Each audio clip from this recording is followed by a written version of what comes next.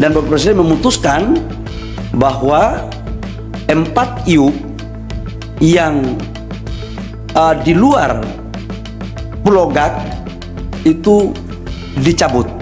Ramai disorot justru izin tambang PT GAG Nikel tak dicabut. Punya hak spesial.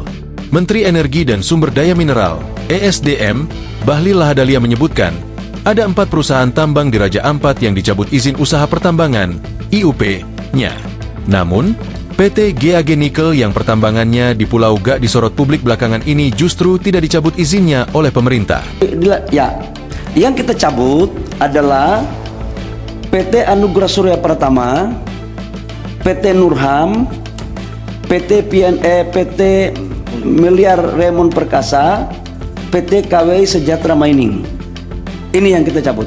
Kata Bahlil dalam konferensi pers di Kompleks Istana Kepresidenan, Jakarta, Selasa, 10 Juni 2025. Bahlil menjelaskan, meski IUP PT GAG tidak dicabut, pemerintah akan tetap mengawasi pertambangan di wilayah tambang perusahaan tersebut.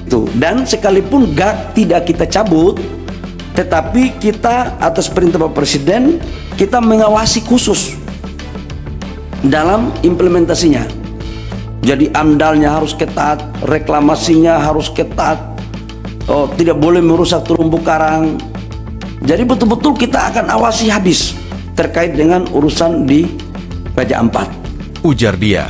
Sementara itu, Bahlil menyampaikan bahwa 4 perusahaan lain dicabut IUP-nya karena diduga telah melakukan pelanggaran lingkungan.